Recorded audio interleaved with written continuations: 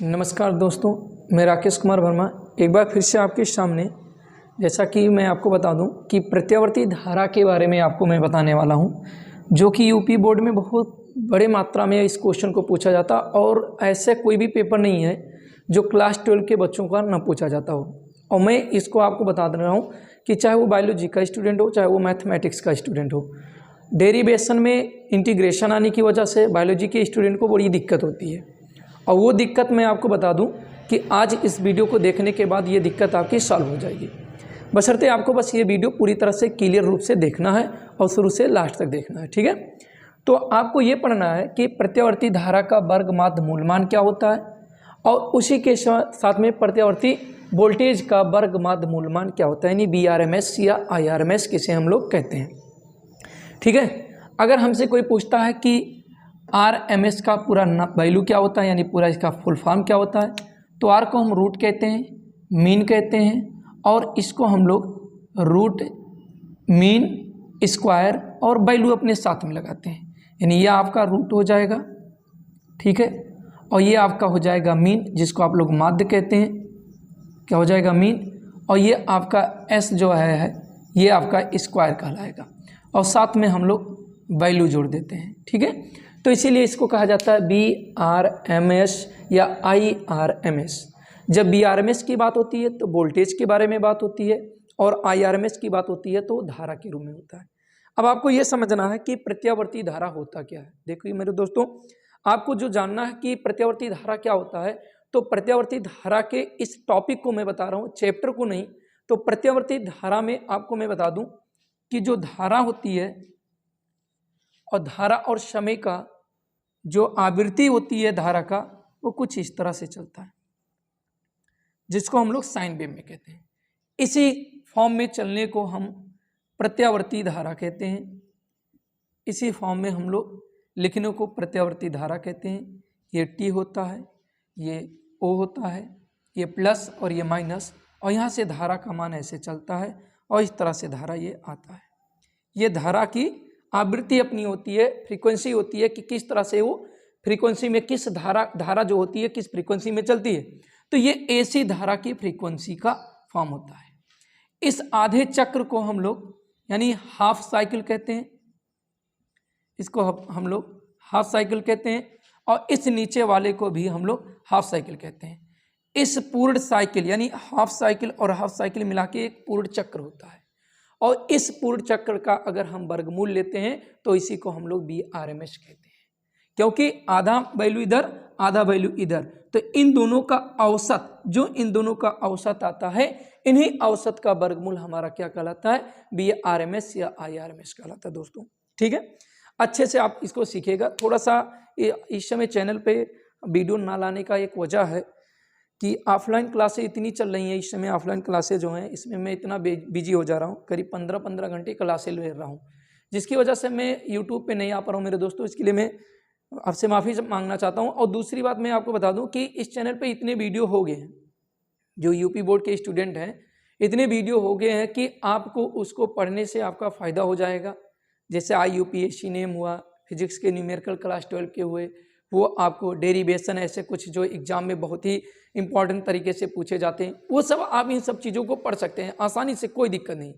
बहुत से चैप्टर के न्यूमेरिकल में करा दिया हूँ, कुमार मित्तल की बुक से एक एक न्यूमेरिकल में करा दिया हूँ। कई चैप्टर के हैं, जैसे 9वें का है, 10वें का है, फिर इधर और भी चैप्टर हैं, पूरी तरह से मुझे याद नहीं है, क्योंकि करीब चैनल पे 134 वीडियो 135 वीडियो हो चुके हैं, तो कितना वीडियो मैं याद कर सकता हूँ। ट्राइग्नोमेट्री 11th की है, ट्राइग्नोमेट्री 10th की है, APGP है, तो आप जितना चाहें उतना पढ़ सकते हैं। पूरा बेसिक से बताया गया, कोई दिक्कत नहीं है, ठीक है मेरे भाई। तो आप इन चीज़ों को देखिए। अब इसके लिए हमने आपको बताया कि AC का कुछ इस तरह के तरीके से चलते हैं।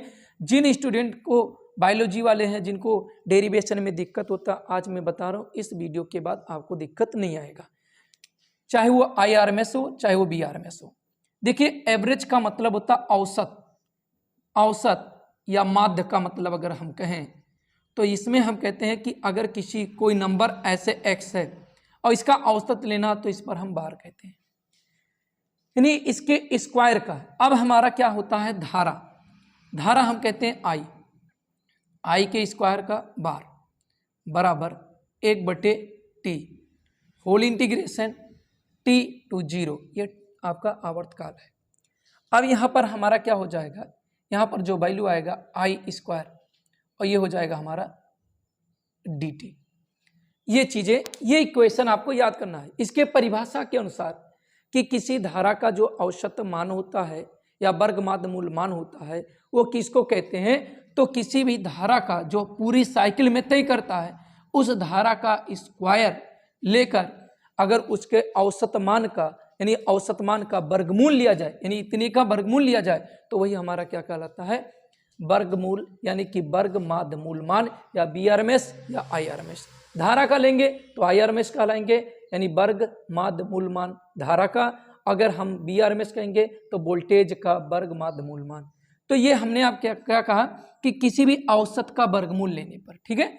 अब देखिए, आप जानते हैं कि इस समीकरण में मैं आपको बताऊंगा कि टी बराबर क्या होता है, 2 पाई बटे ओमेगा होता है मेरे दोस्तों, और आई बराबर आई नॉट साइन ओमेगा टी होता है। ध्यान दीजिएगा, टी बराबर 2 पाई बटे ओमेगा, ये आवर्तकाल जब आप पढ़ोगे तो आवर्तकाल की हेडिंग है, उस हेडिंग को पढ़ोगे तो 2 पाई बटे ओमेगा होता है, और एसी धारा का सूत्र होता है आई बराबर आई नॉट साइन ओमेगा टी। जहां पर इन चीजों को मैं बता दूं, इसको हम लोग शिखर धारा या महत्तम धारा या अधिकतम धारा के नाम से भी जानते हैं। अधिकतम धारा इतने नाम से जानते हैं। ये आपका कोणीय वेग है मेरे दोस्तों, ये आपका कोणीय वेग है, और टी आपका समय है, ठीक है। इतनी चीजें आपको समझ में आ जानी चाहिए, और यह आपका आवर्तकाल है, यह आपका आवर्तकाल है। बात इतनी समझ में आ गई होगी। अगर इतनी चीजें समझ में आ गई तो आगे हम इनको लेकर चलते हैं। ये मैं मिटा रहा हूं। अब देखिए, ध्यान से समझते रहिएगा, इसमें हिंदी में कुछ लिखने की जरूरत नहीं है, सब चीजें एकदम मैथमेटिक्स है इसमें, और मैथमेटिक्स का रूल पूरा लगेगा। अब इन वैल्यू को इस इक्वेशन में रखेंगे तो मैं यहाँ पर इक्वल लगाता हूँ, और 1/2 पाई बटे ओमेगा, और होल इंटीग्रेशन यहाँ पर मैं टी की जगह पर 2 पाई बटे ओमेगा टू 0। आई का वैल्यू यहाँ पर रखा जाएगा तो आई नॉट साइन ओमेगा टी का होल स्क्वायर और डी टी हो जाएगा दोस्तों। ये देखिए, फ्रैक्शन में जब बटे में बटे होता तो ये बाहर ऊपर चला जाता है, तो ओमेगा बटे 2 पाई, और ये 2 पाई बटे ओमेगा टू 0। अब ये मत कहिएगा कि यहाँ देखिए फ्रैक्शन में फ्रैक्शन है, इसी वजह से हुआ, यहाँ पर केवल एक फ्रैक्शन आया। जब आप इसको क्या करेंगे, तोड़ेंगे, तो क्या हो जाएगा, आई नॉट का square and sine square omega t d T. छोटा तो नहीं लिख रहे हैं। चलिए, इतनी चीजें अगर आपको समझ में आ गई मेरे दोस्तों, तो आपको यह समझना है कि यहाँ पर डी टी यानी डी के साथ में जो यहाँ पर चर राशि होगा, उसी चर राशि वाले टर्म को रोकिए, बाकी इंटीग्रेशन के बाहर कर दीजिए। इधर दिखेगा, तो मैं क्या करता हूं कि ओमेगा बटे 2 पाई के साथ में आई नॉट स्क्वायर को बाहर कर दिया, और ये 2 पाई बटे ओमेगा और 0, सिर्फ बचा क्या, sine square omega t d T. चलिए, मैं इस चीज़ को थोड़ा सा मिटा दे रहा हूँ, ठीक है। चलिए, अब इसको देखिएगा आप कि इतना इक्वल करने के बाद, यानी ओमेगा बटे 2 पाई आई नॉट स्क्वायर, अब मैं अगर कह दूं कि साइन स्क्वायर ओमेगा टी का इंटीग्रेशन होता ही नहीं, फिर आप क्या करेंगे, कैसे आप इसको सॉल्व करेंगे, तो मैं आपको बता रहा हूं कैसे आप सॉल्व करेंगे। कि अगर कभी भी आप देखे होंगे, हल्का सा फार्मूला देख लीजिए, अगर आप कभी ना देखे होंगे तो इसको समझिए। कास 2 थीटा का फार्मूला होता है 2 कास स्क्वायर थीटा माइनस 1, या इसी को 1 माइनस 2 साइन स्क्वायर थीटा के नाम से भी जानते हैं। तो दोस्तों, ये कास 2 थीटा का फार्मूला हुआ। अब इस टर्म को मैं यहाँ लाऊं और इस टर्म को यहाँ लाऊं, तो ये 2 साइन स्क्वायर थीटा इधर आ जाएगा, जो कि मैं ट्राइग्नोमेट्री की वीडियो में बता चुका हूँ 1, और इसको इधर लेकर आया तो माइनस कास 2 थीटा हो गया। इस तरह से मुझे सिर्फ साइन स्क्वायर थीटा का वैल्यू चाहिए, तो इसको 1 माइनस कास 2 थीटा बटे 2 लिख सकते हैं मेरे भाई। आपको चीज़ें समझ में आ गई होंगी। यानी कहने का मतलब क्या है कि अगर साइन स्क्वायर, मैं दूसरे पेन से लिख कर दिखाऊं, अगर मैं कहना चाहूं कि साइन स्क्वायर ओमेगा टी है, तो देखिए अगर यहाँ थीटा था तो यहाँ पर 2 थीटा हुआ, तो 1 माइनस कास 2 ओमेगा टी और बटे 2। दोस्तों यहाँ थीटा था तो 2 थीटा, यहाँ ओमेगा टी है तो 2 ओमेगा टी हो गया, बस यही काम करना था। चलिए लिख देते हैं यहाँ पर इन चीज़ों को लिखते हैं। इंटीग्रेशन 2 पाई बटे ओमेगा टू 0 और इसका वैल्यू रखेंगे 1 माइनस कास 2 ओमेगा टी और बाई 2 डी टी। अब ये 1/2 ये 2 बाहर हो जाएगा तो ये क्या हो जाएगा ओमेगा बटे 4 pi and I naught square 2 omega 2 pi by omega to 0 और ये हुआ 1 minus cos 2 omega t d t. अब यहाँ पर एक चीज़ और मैं आपको सिखा दूँ, चलिए वो भी सीख लीजिए। आप अच्छे से सीखिए, चीज़ों को सीखना तो बेहतर से सीखिए। अगर कभी भी इंटीग्रेशन लगा है और ये x या ऐसे कह दूँ मैं a प्लस बी और डी टी, या ऐसे मैं कह दूँ कोई भी टर्म है t1 टर्म t2 टर्म और dt है, तो ये इंटीग्रेशन जब होता है तो दोनों टर्म के साथ होगा। इंटीग्रेशन t1 पहला टर्म प्लस इंटीग्रेशन t2 दूसरा टर्म, तो ये दोनों टर्मों के साथ होगा। तो वही चीज़ मैं यहाँ पर करना चाह रहा हूँ, यानी ओमेगा बटे 4 पाई जैसा वैसे आई नॉट स्क्वायर है भाई, आई नॉट स्क्वायर, और ये चीज़ मैं जब मल्टीपल करके आगे अंदर लाऊंगा तो 2 पाई बटे ओमेगा और 201 डी टी और माइनस 2 पाई बटे ओमेगा टू 0 और कास 2 ओमेगा टी डी टी, ये हो जाएगा इतना। बात इतनी समझ में आई? बात इतनी आपको समझ में आई कि? तो ये इतना हुआ, ठीक है। चलिए अब इन चीज़ों को चलते हैं। ओमेगा बटे 4 पाई आई नॉट स्क्वायर, अब यहाँ पर जब आप इंटीग्रेशन करोगे तो 1 का इंटीग्रेशन अगर 1 आया है तो 1 का इंटीग्रेशन जो यहाँ राशियाँ होती है वही होगा। अगर t है तो t, x है तो x, तो फिलहाल यहाँ t है तो t लिखते हैं और यहाँ पर मैं एक मझला ब्रैकेट लगा देता हूँ, हाँ, और यहाँ पर 1 का इंटीग्रेशन t हुआ और उसके ऊपर उसकी लिमिट लगी हुई है 2 पाई बाई ओमेगा और 0 माइनस कास का इंटीग्रेशन, कास का इंटीग्रेशन क्या होता है साइन होगा और 2 ओमेगा टी, लेकिन इस t के आगे जितने भी कोफिशिएंट होंगे वो डिवाइड होके बाहर हो जाएंगे, तो 2 ओमेगा बाहर हो गया और इसके ऊपर सिर्फ हम लिमिट लगाएंगे और लिमिट क्या है 2 omega 2 pi by omega 2 pi by omega to 0 और ये मझला ब्रैकेट बंद कर दिया। अब मैं ऊपर थोड़ा मिटा दूं और चीज़ों को ऊपर से लिखूं, ठीक है मेरे भाई। चलिए इस तरह से आप क्या करेंगे, ओमेगा बटे 4 पाई आई नॉट स्क्वायर और ब्रैकेट्स की बात करेंगे तो देखिए ये लिमिट कहता अपर लिमिट, ये ऊपर वाला नंबर कहता कि पहले मैं टी के जगह पे जाऊंगा तो टी उसको अनुमति देता, कहता आओ तो 2 पाई बाई ओमेगा और माइनस जब ये नीचे वाला भी जाएगा तो माइनस, क्योंकि नीचे से ऊपर जा रहा है तो ये माइनस हो गया, ठीक है।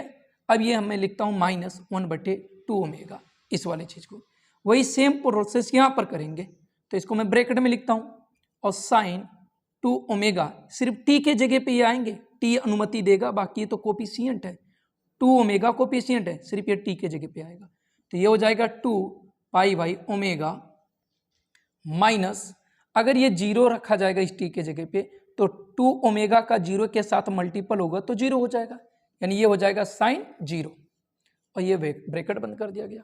चलिए अब इन चीज़ों को अच्छे से सीखते रहिए आप, ये बहुत आराम से मैं इसलिए बता रहा हूँ ताकि आपको कहीं पर कोई दिक्कत ना आने पाए और आप 1 से 2 बार वीडियो देख के क्लियर कर लीजिए।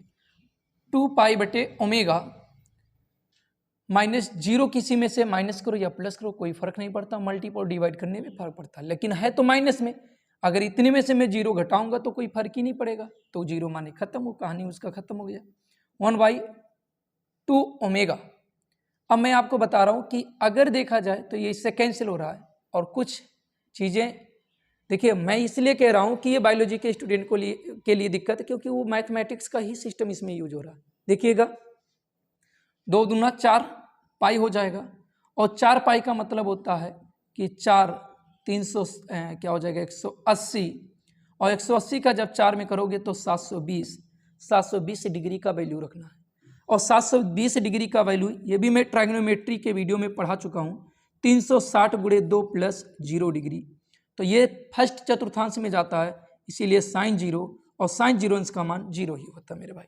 तो इस तरह से जहाँ पर हमको ये वैल्यू दिखा उसके जगह पे मैं 0 रख सकता हूँ, यानी ये पूरा वैल्यू क्या हो जाएगा 0, और साइन 0 अंश का मान तो 0 होता है, 0 में से 0 हो जाएगा 0 बचेगा, और ये पूरा जब 0 हो जा रहा है, चलिए लिख देता हूँ स्टेप बाय स्टेप।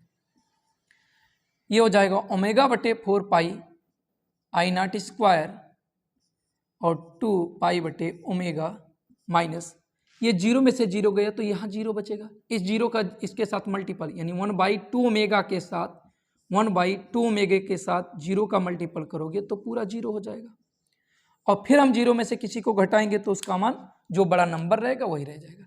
यानी ओमेगा बटे 4 पाई आई नॉट स्क्वायर और इंटू 2 पाई बटे ओमेगा, क्योंकि इसमें से ही जाएगा। अब देखिए 2 दूना 4 यानी कि इतना बचा 2, और ओमेगा से ओमेगा कैंसिल।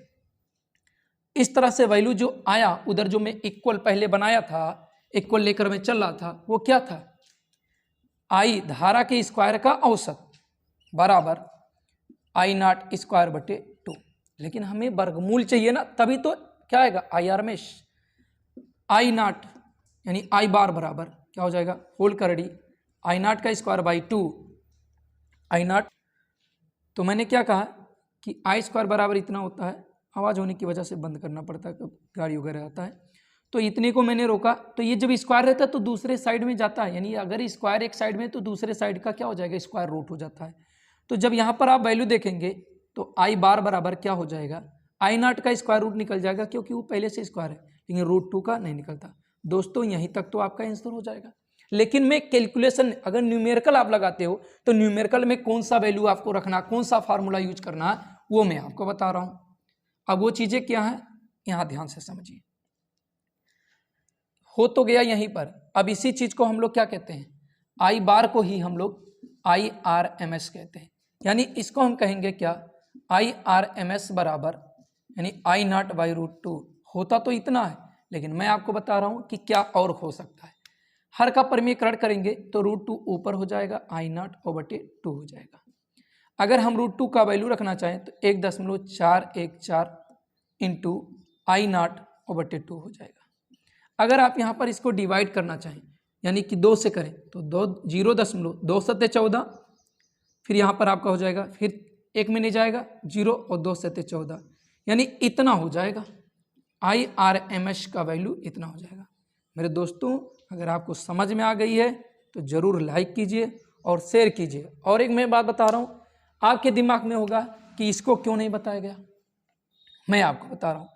जहाँ पर आपने आई बार का स्क्वायर बराबर 1/t और यहाँ पर t 0 और आई स्क्वायर आपने लिखा था, सेम यही चीज़ b बार का स्क्वायर 1/t, t वही रहेगा, 0 वही रहेगा, और यहाँ पर i की जगह पर b not sine omega t का होल स्क्वायर dt। दोस्तों जहाँ पर आई नॉट था वहीं पर b नॉट यूज करना है, और जहाँ पर आई बार का स्क्वायर था वहाँ पर b बार का स्क्वायर करना है। क्या आपसे ये नहीं हो पाएगा? नहीं हो पाता तो फिर मैं इस पर भी एक वीडियो बना दूंगा, वीडियो को आप देखिए और भी चीज़ें देखिए। 9वीं लेसन का, 10वीं लेसन का मैं पूरा एक न्यूमेरिकल करा दिया हूँ, जैसे जिसमें अन्योन प्रेरर, स्वप्रेरर, ये इस पर आधारित जितने भी क्वेश्चन आते हैं न्यूमेरिकल वो मैं पूरा करा दिया हूँ। उससे पहले चैप्टर में भौगोलिक अम्यतर, चुंबकीय अम्यतर यानी पृथ्वी का चुंबकत्व वाले चैप्टर का भी न्यूमेरिकल करा दिया हूँ। तो आप कोशिश ये कीजिए कि पूरा का पूरा सॉल्व कीजिए, अच्छे से देखिए। चैनल पर नए हो तो चैनल को सब्सक्राइब कीजिए और अपने यार दोस्तों को हेल्प कराइए इस वीडियो से, ताकि उनको भी हेल्प मिल सके। जय हिंद दोस्तों।